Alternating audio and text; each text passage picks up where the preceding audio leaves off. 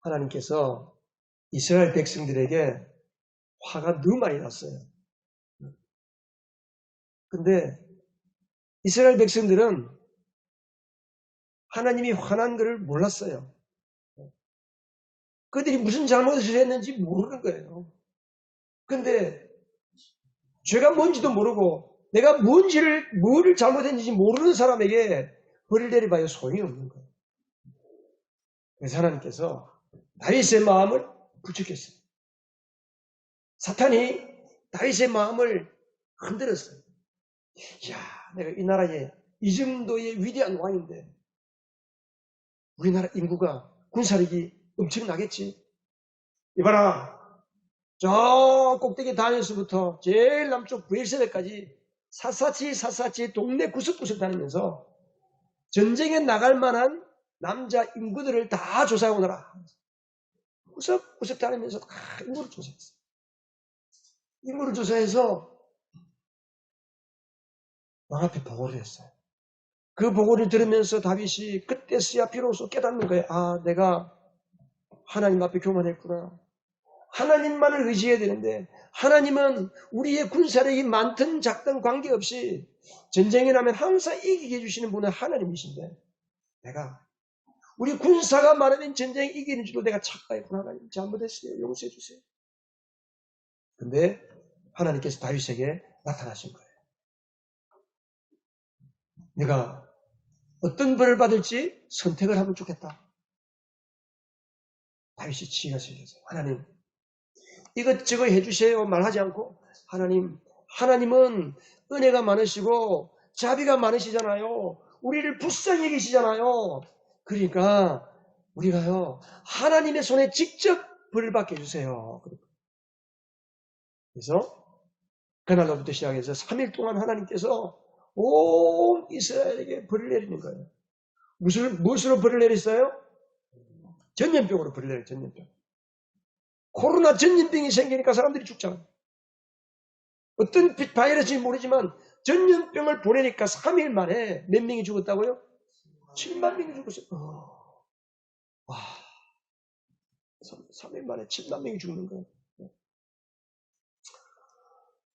그 소식을 듣고 3일째 되는 날에 다윗이 괴로워하고 있는데 고개를 들어서 하늘을 보는데 하늘의 천사가 칼을 빼들고 힘있는 천사가 이스라엘에게 재앙을 퍼붓던 그 천사가 칼을 들고 예루살렘을 향하여 겨냥하고 있는 거예요. 예루살렘을 찾아와가지고 이제 예루살렘을 치려고 다윗이 너무 겁이 난 거예요. 그래서 신하들과 함께 하나님께 엎드렸어요. 하나님 잘못했습니다. 이 죄는 백성들의 죄가 아닙니다. 이 백성들은 양떼일 뿐입니다. 제가 목자입니다. 이 양떼들의 목자인데 제가 잘못했습니다. 저와 저의 집안, 우리 아버지 집안을 벌 내려주세요. 그때 하나님의 사람 가시라는 선지자가 와서 다윗 왕에게 그런 거예요. 임금님이시여, 지금 아우라나 타작마당으로 올라가서 제사를 드리세요.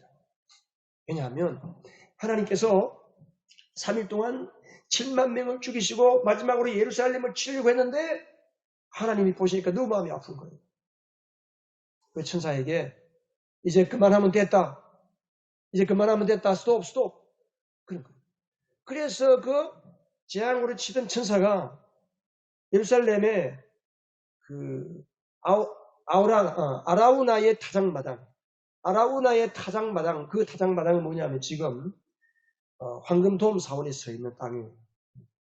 지금은 이슬람이 점령했지만 하나님의 성전이 있던 땅이에요. 근데 그 타작마당에 천사가 서 있는 거예요. 근데 하나님께서 가 선지자를 통해서 그곳에 올라가서 제사를 드리려는 거예요. 다윗이 그 타작마당에 갔어요. 아라우나가 타작을 하는 거예요. 소 2마리를 멍에를 씌우고 이제 타작기를 끌고 가면서 타작이 물레방아처럼 돌아갈 때 그 밀과 보리를 타작하는 거예요. 임금님이 오는 걸 보고 아라우나가 높으신 임금님 여기 웬일이십니까? 이보시오, 내가 이곳에서 하나님께 번제와 화목제를 드리려고 합니다. 그러니까 임금님 그러세요? 그러면요, 여기에 소가 있고요, 소를 매는 멍에도 있고요, 탈곡기도 있고요, 여기에 농기구도 있고요, 나무가 많습니다. 이 소 2마리를 가지고 번제를, 화목제를 드리시고 이 나무를 가지고 땔감으로 사용하세요. 제가 다 드릴게요. 아라우나가 자신의 것을 다 다윗 임금님께 바치는 거예요. 그 다윗이 어떻게 했어요? 안 됩니다. 그렇게 하면 안 됩니다. 내가 그냥 쓸 수가 없습니다. 내가 이것을 값을 지불하고 사겠습니다. 그래서 은 50세겔. 똑같은 사건을 역대하에서는 금도 주고, 금 600세겔. 많은 돈을 주고 그 아라우나의 타작마당과 소와 땔감들을 사서 하나님께 제사를 드립니다. 이렇게 하나님 앞에 번제와 화목제를 다 드리고 나니까 재앙이 그치게 됐다는 이야기예요. 자, 지금으로부터 이 사건은 3000년 전에 일어난 사건이에요. 3000년 전에 다윗 왕의 말기에, 다윗 왕 말년에 이런 일이 일어난 거예요. 그렇다면 3000년 뒤에 사는 우리에게 오늘 이 사건은, 오늘 성경의 이 말씀은 어떤 의미가 있고 우리에게 하나님께서 뭘 말씀하시고 싶은가? 우리에게도 아라우나의 타작마당으로 올라와서 제사를 드리려 할까? 하나님 우리에게 뭘 말씀하실까 하는 겁니다. 오늘 이 말씀을 통해서 우리 영가족들에게 각자에게 하나님께서 하시고 싶은 말씀을 하실 때 여러분들이 각자 영의 귀가 열려서, 영의 눈에 열려서 하나님의 음성을 들으시기를 주님의 이름으로 축복합니다. 특별히 이제 오늘 우리가 사무엘 상하를 마치는 날이거든요. 24장. 마칠 때에 하나님께서 전염병을 통해서 다윗의 높아진 마음을 낮추고, 그리고 하나님의 위대한 구원의 계획을 이 말씀을 통해서 이루어내시는 것을 볼 수가 있습니다. 자, 저는 이 말씀을 보면서 한 가지 궁금한 게 있었어요. 다윗이 왜 천사를 보았을 때에 비로소 백성의 죄를 대신해서 자기 죄를 깨달을 뿐 아니라 백성의 죄를 자기가 대신 짊어지겠다고 했을까? 보통 천사가 사람에게 나타나 보여줘야 사람이 볼 수가 있어요. 우리가 영의 눈이 어두워서 천사가 나타나도 못 봐요. 그런데 왜 하나님은 다윗에게 천사를 보게 했어요? 천사를 보게 했어요. 여러분도 천사 좀 보고 싶죠? 안 그러세요? 천사 보고 싶어요? 네. 여러분은 천사를 본 것보다 몇 수만 배 놀라운 사람들이면서 아셔야 돼요. 하나님은 우리에게 이제 천사를 보여줄 필요가 없어요. 어떻게 다윗이 천사를 보게 됐을까? 다윗이 이미 마음이 굉장히 지금 낮아져 있습니다. 하나님 앞에 인구조사를 마칠 때 자기가 범죄한 것을 깨달았죠. 또 그래가 일평생 40년 동안 지금 다윗이 왕으로서 지금 살고 있는데 다윗의 말년이란 말이에요. 그러니까 다윗이 초창기에 사울에게 극심한 고난을 받고 고초를 받고 그러다가 이제 왕으로 세워졌는데 그 중간에 중년의 나이에 다윗이 가난죄를 짓잖아요. 그리고 살인교사가 뭐예요? 살인하라고 시키는 죄가 살인교사예요. 살인교사죄를 지었죠. 간음죄를 지었죠. 그래서 그 일로 인해가지고 자식들에게 어려움이 오고 가정에 파탄이 생기고 나라가 큰 어려움을 겪게 되잖아요. 또 동시에 말년에 자기가 또 교만해서 인구조사를 하다가 온 나라가 재앙을 당하게 돼요. 그가 깨달았어요. 마음이 낮아지고 그렇구나. 나는 하나님이 없이는 아무것도 할 수 없는 자구나. 내가 비록 왕이지만은 왕 아무것도 아니구나. 여러분, 우리가 사는 동안에 많은 이름을 가지고 삽니다. 많은 이름을 가지고 삽니다. 여러분은 어떤 이름을 가지고 사세요? 우리 김석환 집사님은 몇 가지 이름을 가지고 사세요? 김석환이라고 하는 이름도 있지만 또 학생들 앞에서는 어때요? 선생님이에요, 선생님. 집에 가면은 아빠, 남편. 이름이 많습니다, 이름이. 근데 우리가 뭐 재벌 총수가 되었던 대통령이 되었던 그 아무것도 아니에요. 하나님이 도와주지 아니하시면 오히려 그 이름으로 인해 가지고 망신을 당하고 창피를 당할 수도 있어요. 다윗이 이걸 아는 거예요. 마음이 철저하게 낮아졌어요. 마태복음 5장 3절에 보면 같이 한번 읽어보겠습니다. 마음이 가난한 사람은 복이 있다. 하늘나라가 그들의 것이다. 여러분 이게 가난하다는 말이 뭐냐 하면 헬라어는 성경에 쓰여진 원래 단어로 보면 부토코스라는 말인데 이 부토코스라는 말의 뜻이 뭐냐 하면 파산을 당해서 지금은 쫄딱 망해서 아무것도 없는 빈털터리 누군가의 도움을 받지 않으면 살아갈 수 없는 상태에 있는 사람을 가리켜서 가난하다. 그러니까 부토코스라는 거예요. 부토코스. 마음이 부토코스에 있는 상태에 있는 사람은 복이 있다는 거예요. 그들이 어떤 복을 받습니까? 하늘나라가 그들의 있어요. 전국이 그들의 것이다. 하나님의 나라, 구원을 누가 경험하느냐? 구원은 누가 경험하게 됩니까? 마음이 가난한 사람. 하나님. 내가 하나님이 없으면, 하나님이 아니면 아무것도 할 수 없습니다. 주님, 저는 아무것도 아닙니다. 그런 자에게 하나님이 구원의 큰 은혜와 사랑을 맛보게 하는 것, 경험하게 하는 것. 우리가 아무리 구원을 해도 내 마음이 높아져 있으면 마음이 부유해인 사람은 하나님을 만날 수가 없는 거예요.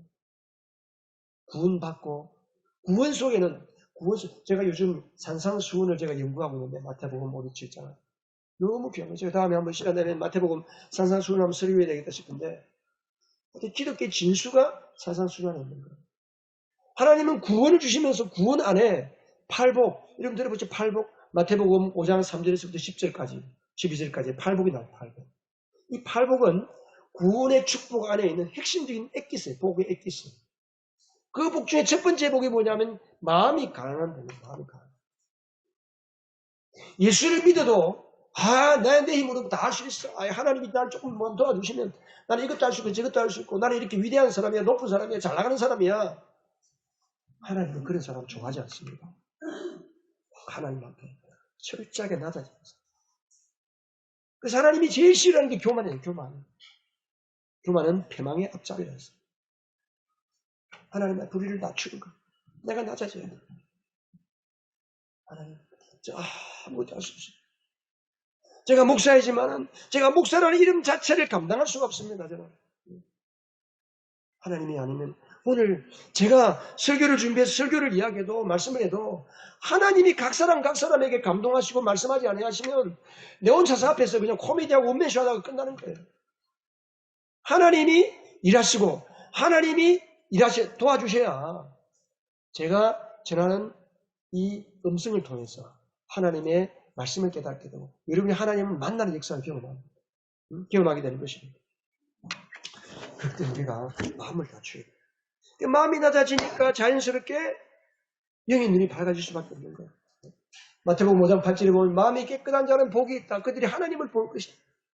마음이 가난한 사람은 겸손한 사람은 마음이 깨끗해질 수밖에 없는 거예요. 마음이 깨끗한 사람, 영의 눈이 영안이 깨끗한 사람은 하나님을 본다는 거예요. 하나님의 하시는 일을 보는 거예요. 지금 하나님이 이런 일을 하고 계시는구나. 천사도 보게 되고 하나님도 보게 되고. 여러분, 제가 아까 그랬잖아요. 여러분 천사를 볼 필요가 없다고. 하나님은 이미 우리에게 예수 믿는 자에게 예수님의 영 성령 하나님의 영을 여러분 속에 집어넣어 주셨습니다. 할렐루야. 하나님의 영이 내 안에 들어와 사는 사람들이에요. 천사보다 여러분은 존귀한 사람입니다. 믿으세요? 우리는 천사보다 더 귀한 사람이에요. 그래서 다윗이 지금 마음이 낮아지니까 하나님께서 불쌍히 여겨서 그의 눈을 열어주신 거예요. 성령께서 다윗의 눈을 열어서 하늘을 보니까 천사가 무슨 표정을 가지고 칼을 들고 그 예루살렘을 치려고 지금 예루살렘을 칼끝이 예루살렘을 향하고 있는 거예요. 다윗이 하나님 앞에 신하들과 함께 엎드려서 회개를 하잖아요.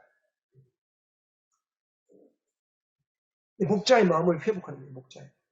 원래 하나님은 다윗을 목자로 부르셨어요. 다윗이 왕이 되기 전에 목자였잖아요. 목자. 그리고 그를 이스라엘의 목자로 세운 거예요. 이전까지는 자기 집안의 막내로서, 막내 아들로서 양들을 돌본 목동이었는데 하나님께서 보시고 내가 다윗을 이스라엘의 목자로 세워야지.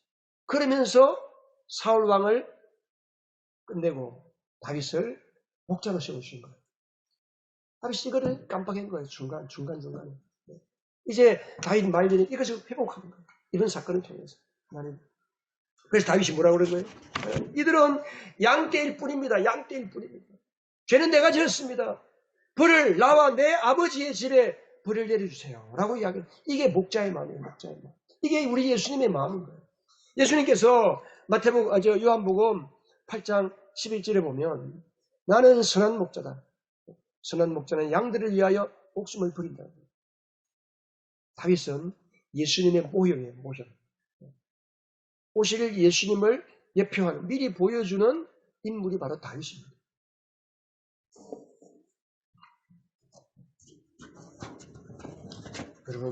여러분도 목자의 마음을 품기를 주님 여러분 축복합니다.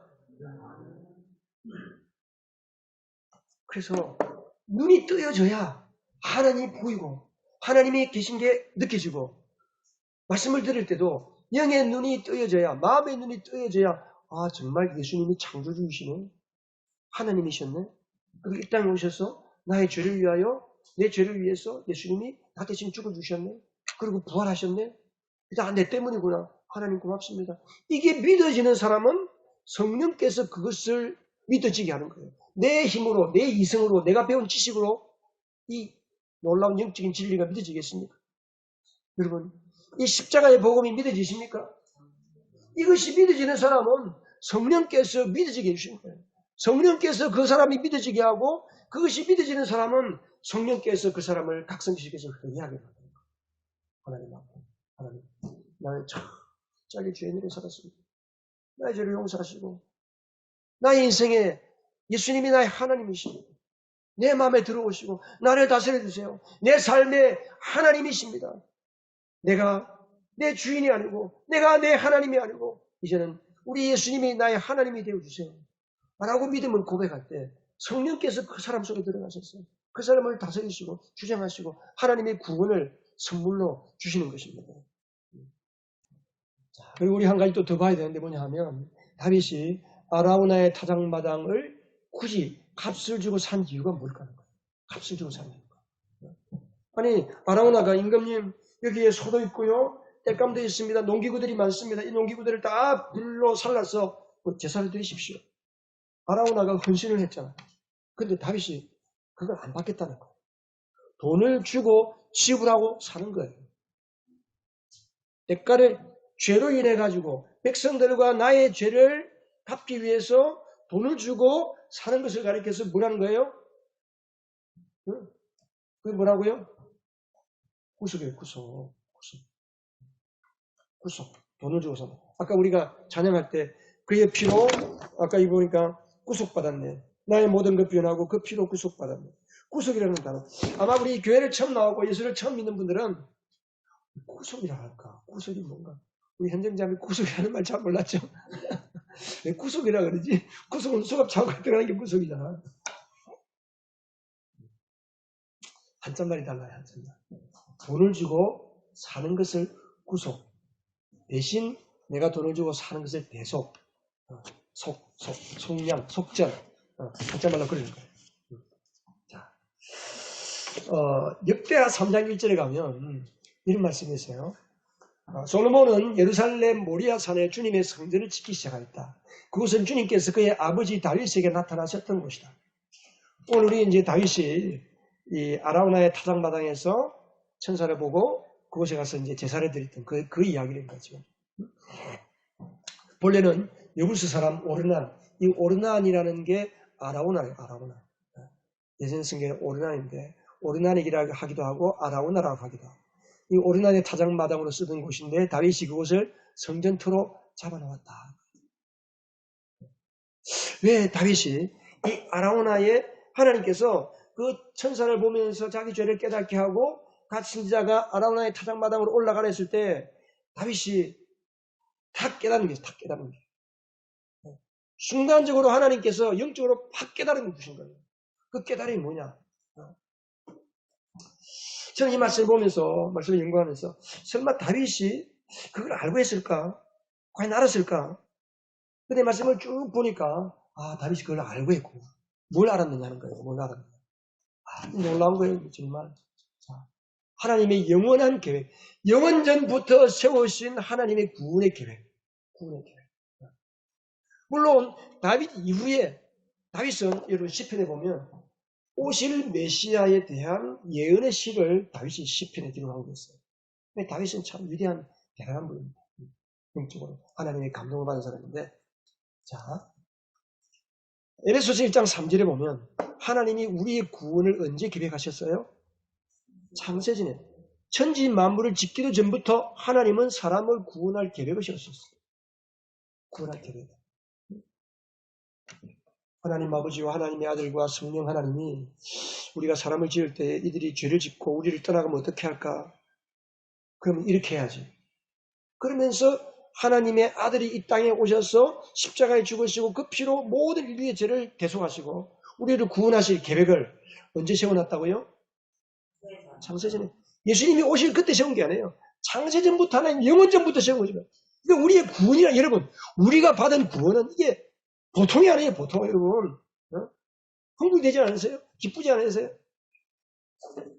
그리고 하나님께서 창세기에 보면 창세기 22장에 무슨 사건이 있었죠? 혹시 기억나세요?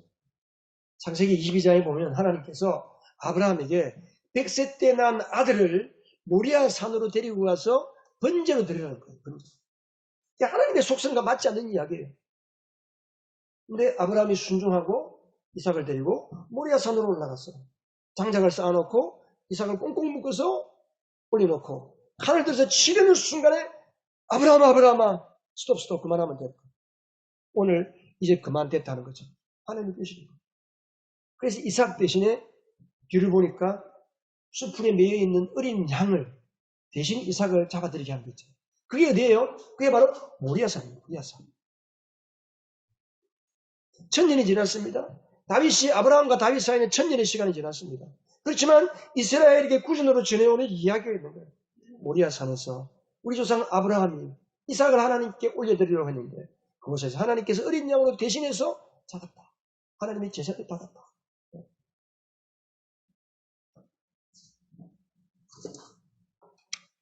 그리고 오늘 사무엘하 24장에서 다윗에게 아라우나의 타작마당에 가서 제사를 드리려면 온 이스라엘에게 내리는 재앙을 멈추게 하는 그 아라우나의 타작마당, 모리아산. 아라우나의 타작, 여러분, 예루살렘 산 전체가, 예루살렘은 그 해발 800m의 산이거든요, 산. 그 모리아산이에요, 그 모리아산.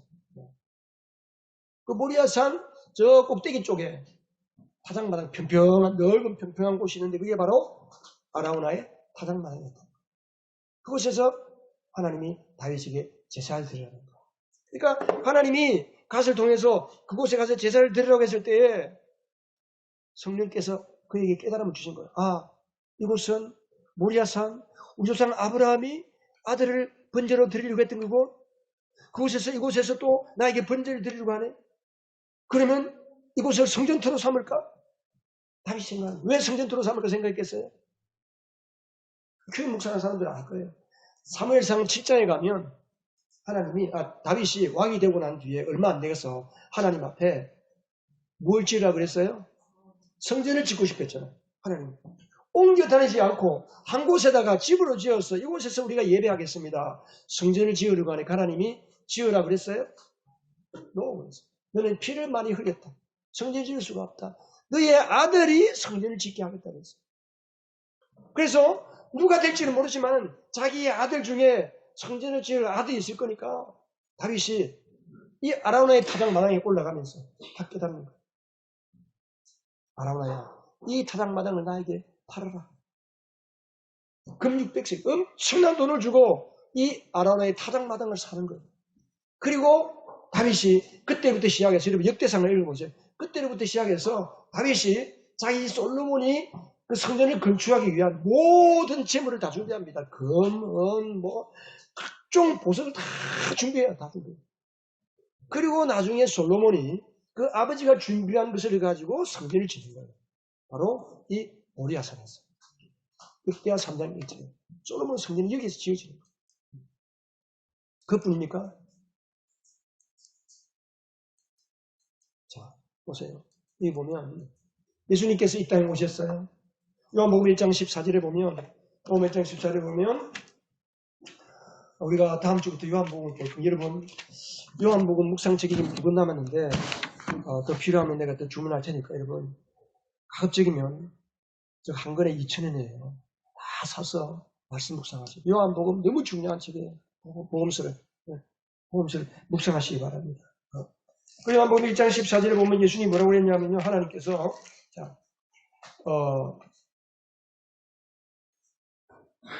14절 그 말씀은 육신이 되어 우리 가운데 사셨다. 이게 1장 14절에 말씀이 육신이 되었다 이 말은 헬라어로 말하면 텐트를 쳤다. 그래서 텐트를 쳤다. 하나님께서 이 땅에 텐트를 치고 오신 분이 예수님이라는 거예요. 장막을 치는 거예요. 성전을 하나님이 성전을 치시고 오신 분이 예수님이세요. 이 땅에 성전으로 오신 분이 예수님이세요. 그래서 요한복음 2장 19절에 가면 이 성전을 허물어라. 내가 사흘 만에 짓겠다 그러잖아요. 그럼 무슨 이야기예요? 솔로몬의 성전은 하나님이신 예수님께서 오래전에 구원을 계획하실 때 이 솔로몬의 성전을 통해서 구원하는 게 아니다. 나를 통해 구원한다. 솔로몬의 성전 허물어라. 물론 솔로몬의 성전이 허물어지고 그 뒤에 이제 여러 가지 몇 사람을 거쳐서 이제 그 당시에 성전이 있었는데 이 성전 허물어라. 내가 사흘 만에 짓겠다. 그 뭐예요? 참 성전 되신 예수님. 참 성전 되신 예수님께서 오셔서 내가 너희들의 성전이다. 이걸 말씀하는 거예요. 그리고 그 모리아산 가장 꼭대기 정수리. 그 정수리가 어디냐면 골고다예요. 골고다. 골고다는 마가복음에 보면 번역하면 뭐라고요? 해골이 해골. 멀리서 보면 해골처럼 생긴 거예요. 해골 꼭대기에다가 십자가를 꽂은 거예요. 죄인이 죽어서 해골같이 된 인생들, 죽어서 해골같이 된 인생들의 머리 위에 십자가를 꽂고 예수님의 피가 해골로부터 흘러내리면서 해골이 변화해서 생명을 얻는 하나님의 자녀가 되는 역사가 생기는 겁니다. 그런 의미가 있는 거예요. 그래서 골고다 언덕 위에 주님의 십자가가 꽂혀지고 거기에서 영원한 제사가 드려지게 되는 겁니다.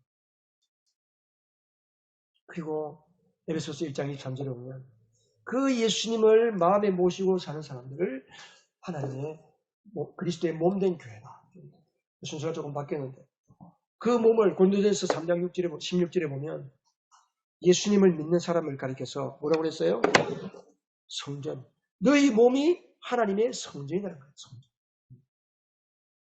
너희 몸으로 죄를 지으면 성전을 더럽히는 거다. 다른 죄는 몸 밖에서 짓는 죄인데 가는 죄는 몸 안에 짓는 죄다. 그 가는 죄를 이야기하면서 그러면서 하나님이 주신 성전. 왜? 예수님이 내 안에 계시니까. 예수님이 계신 내 안에 성전인데 성전을 더럽히가 되겠느냐? 바울이 그런 이야기하는 거예요. 우리 안에 거하시는 주님께서 우리에게 영원한 구원의 보장이 되시고 우리를 성전 삼으시고 우리 안에 들어오셔서 거하시면서 이제 각 사람을 성전 삼으시고 각 사람을 성전 삼고 우리가 함께 모여서 이곳이 그리스도의 몸이 되는 거예요. 그리스도의 몸. 영적인 그리스도의 몸. 할렐루야. 이게 우리가 받은 구원이에요. 그래서 오늘 아라우나의 타작마당의 의미가 나를 구원하신 하나님의 놀라운 영원하신 계획이 그 계획 가운데 이 아라우나의 타작마당의 제사 사건이 나왔다는 것을 여러분들이 기억하시기 바랍니다. 결론을 말씀드립니다. 오늘 하나님이 우리에게 주시는 마음이 무엇입니까? 그것은 바로 나를 성전 삼고 예수 그리스도를 영접한 나를 성전 삼으시고 나를 통해서 또 다른 하나님의 나라를 확정하고 하나님을 알지 못하는 자들에게 구원의 복음이 증거되고 하나님을 소개해서 보여주고 나를 통해서 하나님을 알지 못하는 자가 눈이 떠져서 하나님을 보게 하는 이 놀라운 구원의 계획. 이것을 우리에게 하나님이 말씀하십니다. 그래서 첫 번째 제단을 쌓아가는 거예요. 제단. 우리가 무슨 제단을 쌓습니까? 우리 안에 이미 하나님의 성전이 들어와 있는데 이 제단을 쌓는다는 표현은 뭐냐면 예배의 자리를 지키는 거예요. 기도의 자리를 지키는 거예요. 다윗이 아라우나의 타작마당에 제단을 안 쌓으면 뭐 어때요? 하나님이 그냥 구원의 계획을 진행하시면 되지. 우리가 예수 믿고 구원받았는데 뭐 예배가 중요합니까? 기도가 중요합니까? 내가 구원받았는데 끝인데 아닙니다. 기도의 자리를 지키는 것, 예배의 자리를 지키는 것. 그래서 우리가 주일 예배를 드리고 기도의 자리를 지키는 게 이게 재단을 쌓는 거예요. 두 번째, 누가 목자? 여러분, 누가 목자일까요? 누가 목자일까요?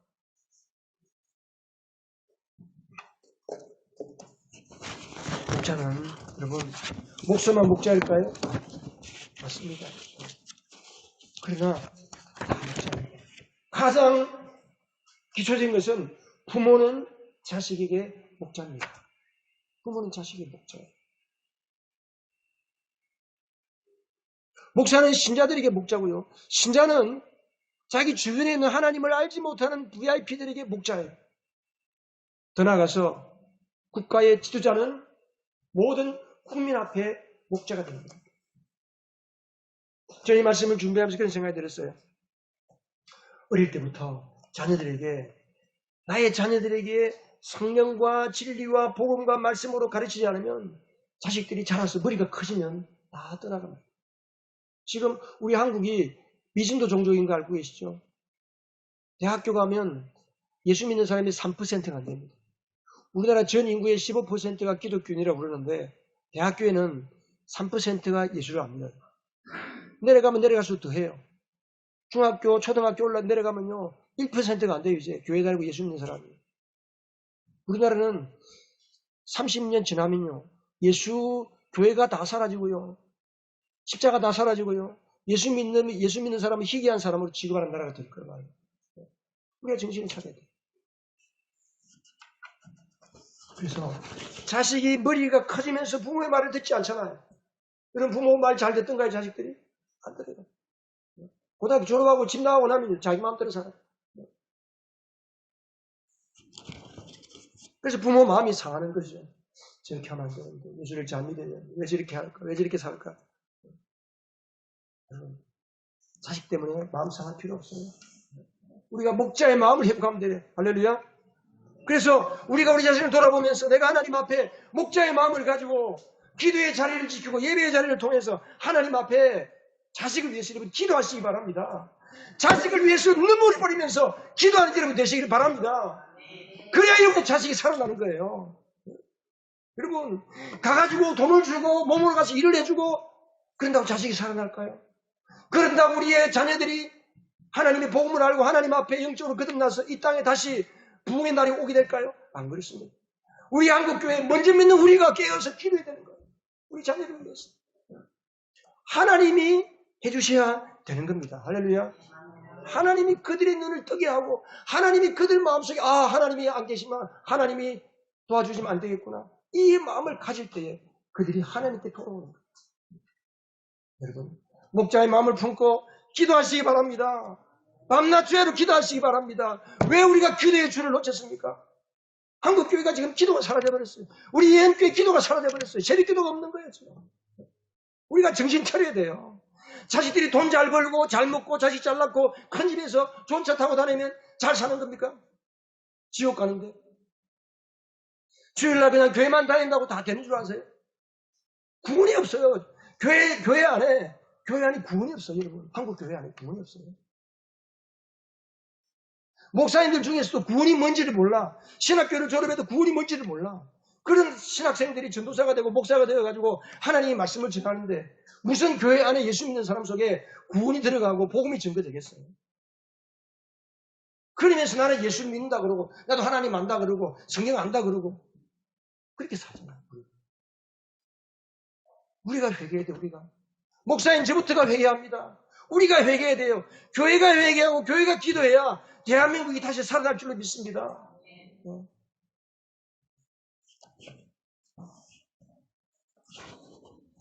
여러분, 하나님께 소망이 있습니다. 기도하는 자에게 소망이 있습니다. 하나님을 붙드는 자에게 소망이 있습니다. 하늘을 보고 천사를 보면서 회개하는 다윗을 통해서 하나님이 구원의 재단을 쌓게 하는 것처럼 오늘 이 말씀을 듣는 우리를 통해서 하나님 앞에 목자의 마음을 품고 우리가 주님 앞에 매달릴 때에 우리의 자녀들에게 희망이 있고 우리의 삶에 소망이 있고 하나님은 우리를 새롭게 하시고 완전케 하실 줄로 믿습니다.